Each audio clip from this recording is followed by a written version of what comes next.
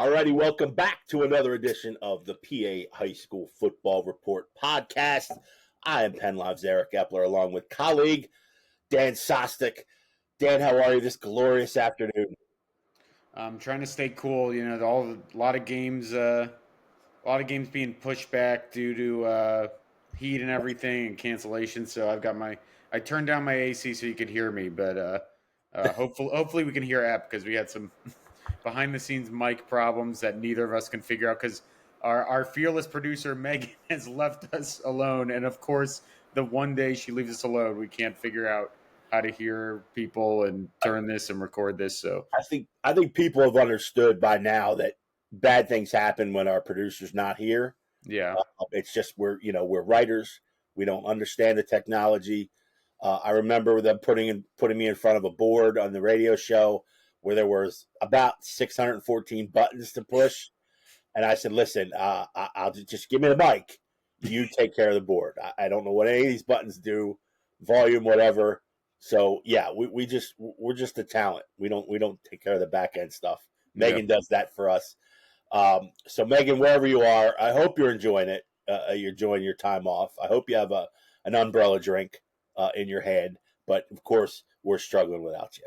So all right, Dan, let's kick right into it. Week 1 in the books. Pennsylvania high school football season opened up officially last weekend. A lots to talk about. We'll get into some of the games and some of the surprise endings, and of course, we're gonna look ahead to some of the big matchups here in week 2 for us in the Mid-Penn Conference. As you know, we scattered divisions. We packed them into four divisions now. The Mid-Penn Conference, and of course, we are going to start the division slates as early as this week, and a couple of big ones coming up. Certainly, one everyone's looking at on Saturday at the Rock is Bishop McDevitt hosting Harrisburg. We'll get into that former Market Street madness in a little while. But then just general thoughts on week 1. Obviously, we did, months of look ahead to the season starting, both hyper-local with Mid-Penn Conference and obviously statewide. Anything pop out to you from opening week besides the glorious weather that we had? It wasn't stinking hot like it is today. But what are your general thoughts about the first week? I mean, it's hard to look past the big result, which was Harrisburg getting kind of trounced by LaSalle.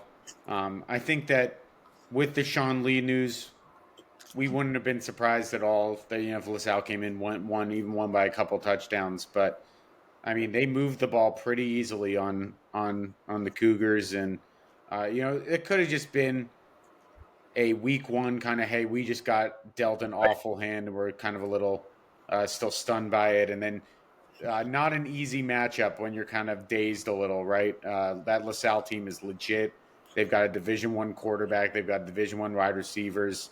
And they're always going to have, the big uglies up front and enough people to do damage. But sounds like there were some players that left due to injury too on Harrisburg. Just a pretty tough day for them heading into this week 2 matchup of where we're going to talk about more in depth. So I think that's where you kind of start, right? The other big story that I thought was an awesome story, kind of on the flip side, was the Ship Greyhounds big win, just for the story. Obviously, you don't root for any team, right? Because Big Spring's obviously a great program. We kind of tab them as maybe a surprise team as well. But with the news that came out of that community, right, with Coach Majewski's son tragically passing, and the older brother starting at quarterback for the Greyhounds, and seeing both communities in that rivalry game come together, and the game kind of being more than a win or a loss for either team. They both, I believe, joined in prayer afterwards. And I'm not a super religious guy, but that's obviously a pretty special moment, even after one team wins. Kind of understanding how big that moment was. And I saw the videos of after the first touchdown was a rushing touchdown by his older brother, how how kind of special a moment that was, even in Newville, right? Right. So that was a pretty cool moment as well. So those are kind of two of the kind of flip side moments. I was at the York Rose Bowl, saw really good performances from Susquehanna Township and CD East, but I'd say from afar, those are the two performances that stood out to me. Yeah, I don't think anybody saw 45-7 Harrisburg losing to LaSalle College.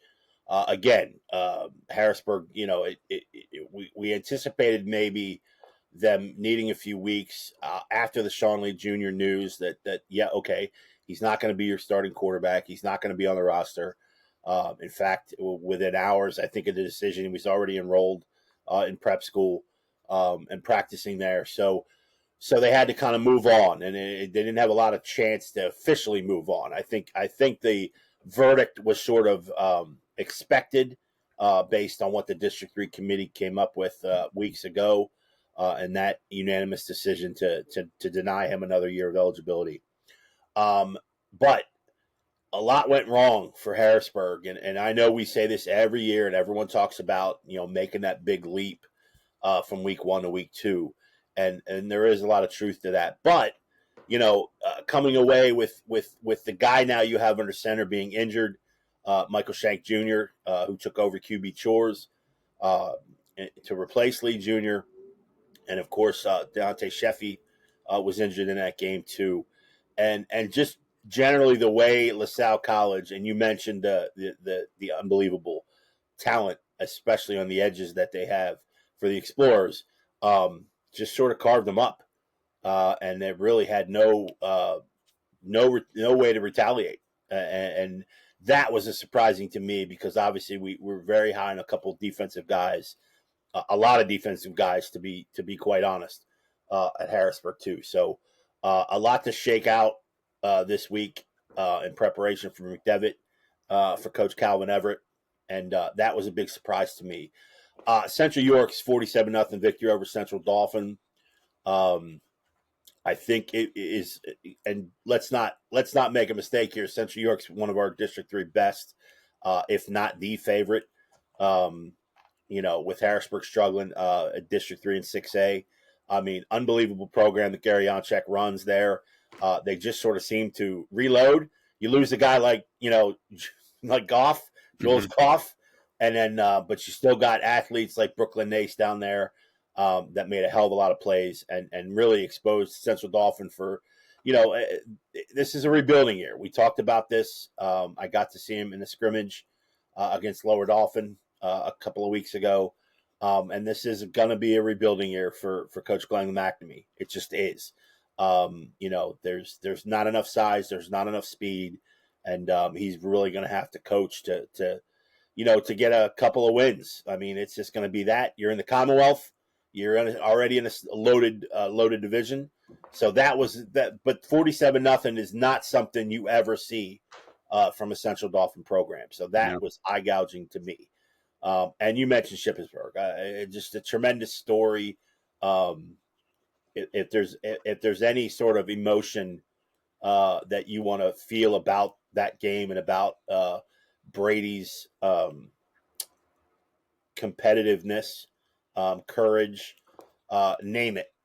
They showed it. Not only himself, but the team and both communities. I mean, Yeah. that's a tight knit 14-mile gap there. You know what I mean? Everybody sort of knows each other. It's a great rivalry, and to see that kind of performance out of him and Shippensburg was emotional. Let's just say that it was emotional.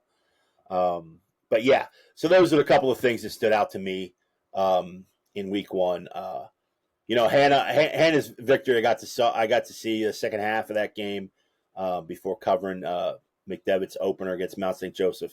That was a fun game to watch. Yeah. Penalties, It was penalties, fun, good but program. the officiating crew, I don't want to slam the officiating crew because we need as many officials as we get.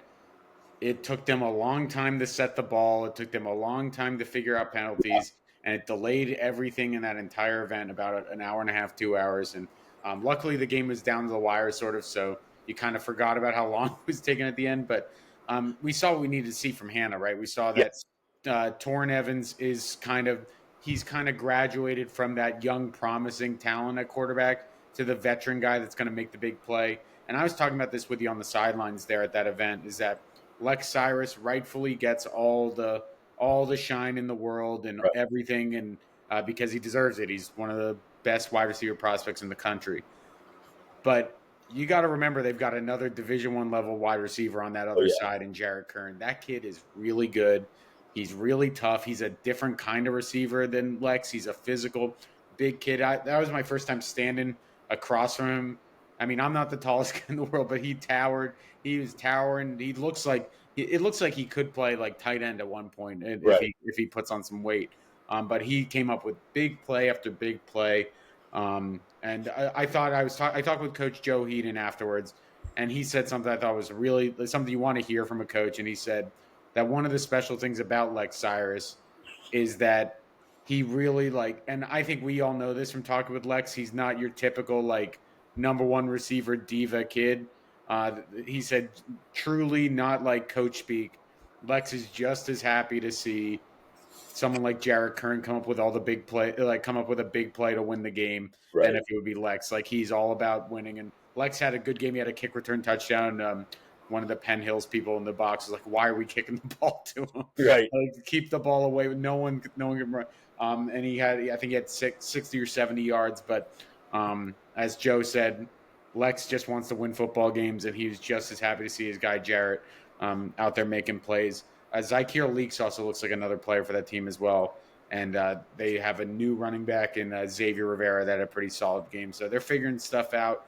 I know Joe Heaton's always he never likes to get his horses ahead of the carriage a little bit, but I think they've got a pretty good team. I think they've got depth, and I think that they've got a chance to do something pretty special. This is their first time in 5 or 6 years winning their first game of the year, and it was against a Yeah. good Penn Hills program. So that's nice to see for that program. Yeah, that was one of the things we talked about for the last couple of weeks. Is Hannah having a little bit of depth up front. They haven't had that, and then you get a little rash injury or something like that, and then it sort of all falls apart. It forces you to change your offensive mindset and kind of simplify things too. And obviously, with two guys on the edges like Cyrus and Kern, you want to have the whole playbook at your disposal and trust those guys up front, because obviously those two guys can do a tremendous amount of damage. We talked about Kern a lot in the last couple of weeks about having big season, and obviously a lot of that's a reflection of having Mr. Cyrus on the other side. Yeah, and You Jared know, acknowledged that. He's like, "Hey, I'm yeah, fine with them." It's like I know they're going to double. They're going to send yeah, two with Lex, and I'm fine with it. I'll make him pay, and he definitely did. yeah. If you're a South Carolina recruit, you're going to want to pay attention to that guy. Yeah. On defense. So obviously that helps. That helps Jared Kern a lot. But Kern is immensely talented. We both know that. Yeah. Any other surprises, Dan, that you saw, or at least maybe full game packages that you maybe didn't see coming? As far as the team really sort of extending themselves for good or bad. Well, you got to be a little concerned, right, about Camp Hill. Just a little. I mean, I think that Lancaster Catholic team, that was, you looked at Camp Hill's schedule, that was going to be one of their toughest games on the schedule. Right. And their offense, as good as we had been hyping up all offseason, right? I think Drew Brandstetter, Yeah. if you had him on your fantasy high school mid-pen team, you won this week. And he probably had like 35 touchdowns or something. I think he had 6 total touchdowns, 400 yards, but they couldn't get a stop on defense, and I think they're gonna be okay when they get to Capital Division play. I don't think they're gonna be giving up 60 points in Capital Division play, but if they want to get back to where they were, which was being competitive in the state quarterfinals and winning a District 3 title, I'm sure Tim Bigelow will be the first person to say we gotta iron that latch the hatches a little bit. With that defense, you can't be giving up 60 something points, even if it's I believe is overtime, but still that's a lot. Even the regulation score was a lot of points. I think that they're gonna be putting up 45 a night, so you'll have that in your disposal, but you got to iron that out. And then I thought the Cedar Cliff Redland game, I thought it was a good game for both teams. I thought Redland Yep. being able to score as much as they did against the Cedar Cliff team that usually prides itself on defense, um, is a sign that maybe that Redland program that's been kind of dormant the last few years is headed in the right direction a little bit. And then PJ Dent looks like he might be the new Cedar Cliff. Always feels like they have some sort of running back that can Always. go for 160 yards and 3 touchdowns any given night. So that's good for them to see. I'm seeing that Cedar Cliff Central Dauphin game. I think that's a really intriguing game because I think that Central Dauphin really needs that win, and Cedar Cliff probably really wants that win to kind of establish themselves in their new division. And then just the last thing that stuck out was, I think we probably talked about West Perry this offseason for a combined like 10 minutes because they lose Marcus Quaker, they lose Ian Goodling. They just come out and win their opener, 55-0 ho hum. Yeah. So maybe I mean again, they're in a little bit of a tougher division this year. It's not all going to be that easy moving forward, but I think maybe writing off that program that Bob Bowden had talked about, um, you know, increasing that turnout of players, having way more players the past couple of years than they did in the years past. Maybe we kind of undersold how much development was going on behind those guys and how ready they are to kind of keep the good times rolling. I don't think they're going 12-0 like they did last year. I think that that's a little bit of a bill, too much of a bill of goods to sell, but I think that they're going to be pretty darn. I think that whenever you are a team that are capable of winning 55-0, I don't care who the opponent is, you're probably going to be okay. So I'm excited to see what they look like moving forward. Brad Hockenberry's a guy that we've hyped up a lot, and I'm sure there are going to be some other kids that pop up from there. Yeah, I think as far as being positive, I know it was a week 1 loss, but I thought Trinity's effort against Allentown Central Catholic, it was an 18-0 game. I still think Trinity for I mean, let's face it, they almost gutted. To be honest with you, I mean, think about who left, who has transferred out. Mickens, we've talked about all off season. Chris Thompson is now starting along the defensive front. Santana Young had 160 yards for CD East. Santana Young is now at CD East and had a hell of a week 1. Thompson, let me tell you, I mean, Thompson, we didn't talk about McDevitt's 45-15 win over Mount St. Joseph in that crazy York Bowl, we can't get out of Dodge event down in York. Please stop scheduling 4 games on Saturday. Okay, there's no reason for everybody to be leaving at midnight because you don't have facilities or whatever. You don't have places for teams to warm up.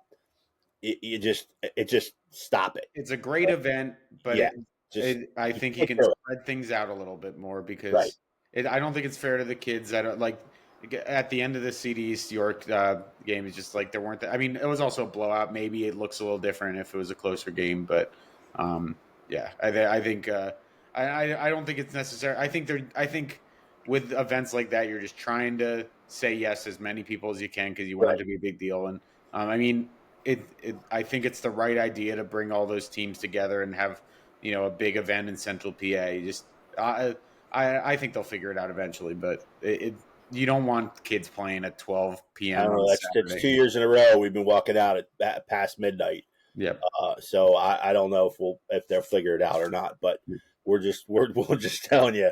Again, even a team like Mount St. Joseph's, the game ends around 8:30. When are you getting home? You got a little drive there, so just make it 3 on Saturday. Anyway, but we hadn't talked about that. But Chris Thompson, the transfer from Trinity, he's now starting DT. Had a whale of a game against the Gales. I had him for like 3.5 sacks. He was tremendous. Of course, the rising quarterback is now at Harrisburg, Michael Shank Jr. And there's a few other guys. So you applaud. I mean, you see guys like Christian Joy who are still at Trinity, obviously heck of a player. And they're gonna give it their all. And I thought that was a pretty good. You don't say when a team gets shut out very often that was Allentown Central Catholic's always a tough team too. Right, ACC's is one of the benchmark programs. They really are, and they play in that unbelievably difficult EPC conference with the likes of Emmaus and the likes of Easton and Bethlehem Liberty and Freedom, and of course Parkland and Nazareth, who are always good. All 6A programs, by the way, and ACC sitting there 4A. So So I think that was a pretty good effort from them. And I thought Chambersburg's effort was really good against Gettysburg. Mm-hmm. 23-17, I think was the final there. Was a good start for Chambersburg too, because I think most of us at least had Gettysburg coming out ahead in that one. So good start from Mark Luther and the Trojans, and moving forward. But all in all, I thought it was a pretty good week. We're off and running on the picks. We won't mention who's leading because it's unbelievably our producer, our wizard, our Merlin, Megan Heaton That is leading. I don't understand. She takes the lead in the picks and she just leaves. She's the opposite of everyone else in the picks. Where if anyone else is leading, they won't shut up about it. Right. Megan's leading. She goes to Georgia or whatever. She's just like, I'm out. You guys are no good. It's the I'm out. Costanza, right? It's the George Right. Costanza leaving on a high note. So No, she comes out with a week one victory. So congrats to Megan officially, our producer. I'm sure we'll talk more about that. We maybe get a little heater email from her saying, you guys need to pick up your game or whatever moving forward. So we'll get to that. All right, so let's slide up now to week 2. And obviously, let's start with the only Saturday game actually we have this week. It's going to be a big week. We got a couple games on Thursday, obviously a full slate on Friday, and then Bishop McDevitt hosting Harrisburg Saturday at the Rock at noon, high noon. It's probably going to be hot. I'm anticipating a crowd somewhere between 8,000 and 10,000. To be honest with you, the last time when they opened up that place, Dan, you weren't here. I don't know. You might have been 15. I don't know when it went, how old you were at then, but let me tell you, they were parking in people's yards. They were traipsing half a mile through cornfields. It's a little bit more developed out there now in the suburbs, but it was pandemonium. And that was I want to say 2013. I think it was 2013. I had to look it up. But anyway, but everybody by now knows about the Battle of the Berg, knows about the rivalry series. Walking down the street between Old Bishop McDevitt and Harrisburg, 3 blocks apart, lots of cracks in the sidewalk. I made that walk a couple times, played in that series, and but it's just a tremendous atmosphere because when it was in the city, and still a lot of guys know each other, but when it was in the city, it was an event. I mean, it was just, you had people, you probably had 1,500 to 2,000 walk-ups because they were just like, what's going to happen in this game? Because there was always a tremendous amount of athletes, me not being one of them, of course, but always, a big deal. City politicians and stuff would show up. There'd be fire trucks and it just all kind of chaos. And if we were lucky enough to walk back to McDevitt with the trophy, that was good. So anyway, let's get into a little bit. We talked a little bit about Harrisburg being a little bit, how should we say, disheveled at the moment and a little unsecure because we don't know the status of Michael Shank Jr. at this point. We don't know the status of Deontay Sheffy, who we believe obviously is a big part of that defensive secondary for Harrisburg. And with Stone Saunders, welcoming in the Cougars and all that means, what's your first take? yeah, I mean, there's some questions, right, about who's going to be under center for Harrisburg, which you don't really want just 1 week after No. working in a new quarterback. And Sheffy, I think they have the depth, obviously, at running back. That's not the concern, but he had a pick, I think, in the LaSalle game. He's really turned himself into quite the defensive back, too. That's a big lot. And, Harrisburg is not like Harrisburg's got a smaller roster than McDevitt. They can't afford these losses the way a team like McDevitt could. I thought that going into this game, though, I thought that before everything went down, that it was going to be kind of Bishop McDevitt that comes in with a chip on their shoulder, right? Because they're technically the 4A school. They're the ones that kind of get sometimes late, even though they've won a state championship more recently. They're the ones that kind of get labeled. They play the easy competition during the regular season, right? They don't They don't play the tough teams. I thought that they were going to come into this game and really want to prove that um, we're basically a 6A team when it comes to the mid pen. We can beat the best mid pen 6A team.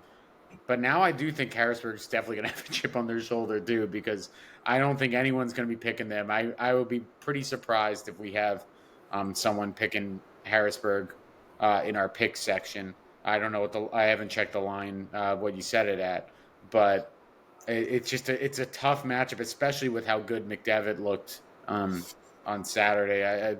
Like there were some questions that we had about them. They answered a lot of them. They did they really like Dominic Diaz looked awesome. Jonte Quick looked awesome. Nas Jones Davis looked better than he did last year, which he already looked pretty good. They got Jerome LaRue, Howard Holton looks like he's going to be an instant impact player. They're placing a lot of guys in their secondary. They all look good. They just never run out of talent at McDevitt, and so it's just really hard for me to think this is going to be a competitive game. But then it's just really hard to ever count out Harrisburg, because I feel like the second you start doing that with Harrisburg, they come out and just grind out a gritty 2 touchdown win, because they are kids that are ready to do that. And I mean they've got just as much talent at the very top. I wonder if Michael Shank can't play. I wonder if we see some Elias Koch at quarterback. I wonder if we see some Kymir Williams at quarterback. Right. Again, the issue with doing that, though, and why I'm having so much trouble envisioning a Cougar win, is that when you do that, you're taking away from your other talent, right? You're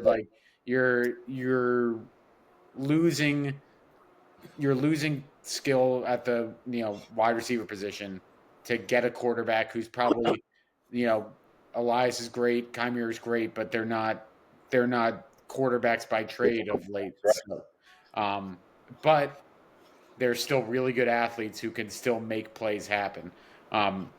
That McDevitt front, though, like you said, looked great. Again, it's a pretty good Mount St. Joseph's program. I think Lucas Lawler, he's gonna be challenging for the sack lead, I imagine, in the mid pen this year. I would think so, That yeah. kid scares me on the wrestling mats, and he looked pretty scary on the football field the other day. So I think, again, we don't root for things. I just would like to see a competitive game, because that's when these rivalry games are at their most fun. I just worry that Harrisburg, has taken so many hits the last 2 weeks that it might be difficult for them to do it. If they do, that's a heck of a coaching job by Cal Everett. So, yeah, I think if there's a scenario where Harrisburg really does a 180 from what we've seen as far as the news of Lee, and obviously last week losing by a ton to LaSalle, it's going into Bishop McDevitt and playing the Crusaders. I mean, this is the Super Bowl early in the season, and if anything can break them out and sort of start their return and rebound, it's this game. So I'm not putting it past Harrisburg, no matter who plays quarterback, for that defensive step up and make this a competitive ball game. I've seen it too many times. Again, you always hear you throw away the records and this and that. That's true when it comes to this game. I mean, obviously, the last time they played was 2017. There was a hiatus from 2014 for a couple of years, and then they came back. And then the last game was 2017 when a guy named Micah Parsons rushed for 3 touchdowns and 179 yards. Yes, Micah Parsons, not a running back, but 179 yards in that game, and Harrisburg won 35-0. That was the last time these two hooked up. So, for me, you mentioned it a few minutes ago. I think as far as Bishop McDevitt goes, you never know who's going to make the next big chunk play. And it happened even defensively. Dontavius Luckett had a 100-yard pick six in this game. Yes, the game was already in hand, and it came, with about 6 minutes to go in the fourth quarter of a 45-15 game. But that's the kind of team that Jeff Wechter has. And he's not resting, though, knowing that he could put the ball in any one of a dozen people's hands offensively, including the All-Stater and Player of the Year and Stone Saunders. So I just think there's probably too many weapons at this point, because you're going to have a couple of Harrisburg High kids who, like you said, are you're going to take them away from their normal position and their normal focus, and maybe kind of reconfigure that offense a little bit depending on who's playing under center. So that's, I think, going to hurt Harrisburg a little bit. But yeah, I was very impressed with Harrisburg's defensive front. Like I said, I mentioned Chris Thompson earlier. McDevitt, you mean? McDevitt, yeah. Who did I say? Harrisburg. Oh yeah, McDevitt. Just because of Thompson gives them like really a wrecking ball in the middle of that lineup. And it frees guys up like Venny Brooks to make plays. Venny Brooks made a lot of plays, the linebacker. Very solid talent there. Gets to the ball quickly, delivers a punch. You mentioned Lucas Lawler. I believe officially he had 4 sacks. I think I had him for 3 and Thompson for 3.5. McDevitt had 7 sacks total. So there's a lot to like there defensively as well. So yeah, I wish Harrisburg's going to be at full strength. I don't think that's going to happen. I don't see Shank coming back this week with a rib injury. Sheffy, I don't know if it's an injury. Maybe you can wrap it up. I think it was a hand or a wrist that he suffered. So that's going to definitely hurt those guys too. So you're going to have to deploy, Mickens on both sides, and we'll see where that goes. But I agree. I just think it's a little unfair to the people who are going to show up, I think, with Harrisburg being in flux a little bit. But that being said, I don't think either team runs away from the other. I honestly don't. I just think this rivalry is too good. There are too many people passionate about it, and Harrisburg's going to be up for this game. So it's not a team you want to take lightly. Yeah, I think that if Harrisburg's going to have a chance, they've got to get Messiah Mickens really going. Agreed. He just had it was a really tough matchup this past week, so I'm not going to really write too much into it. The game kind of sometimes those games slip away, and then it's hard to kind of get them back on track. And they start figuring out like we're gonna make you do something you don't want to do. So they start loading the boxes and things like that. But after Messiah suffered that injury last year, I think we all agree he was kind of playing banged up all at the end of last year. And just you would like to see him really get him and Nehemiah Ewell, especially if Sheffy's out. Get your two-headed running back stable, because I think that's another way Harrisburg can win the game is if they kind of. I mean, you don't usually say this about Harrisburg, but they probably want to kind of shorten the game, right? Limit the possessions, make it a 21-14 game in the fourth quarter or something like that. You don't want this game being played in the 40s, I don't think. So no. I think that if they're going to have a chance, it's going to be getting Messiah going. Yeah, it's going to almost be like what Dallas did last year in the state semis with McDevitt. They kept burning. They burned a couple timeouts when they needed early, and they just got that offense churning a little bit. They were opportunistic on defense. Obviously, the elements played a big role in that game too. But you're going to have to try to grind McDevitt down and somehow move that defensive front. I mean, Mount St. Joseph has two pretty credible, running backs too. Now they're a passing game with Ben Raines, but that rushing game did absolutely nothing against McDevitt, and that's saying something. So Harrisburg's going to have to win rushing the football. They're going to have to somehow figure out a way to get 150, 160 yards rushing on the ground, I think, to win this football game. Will they do it? Who knows?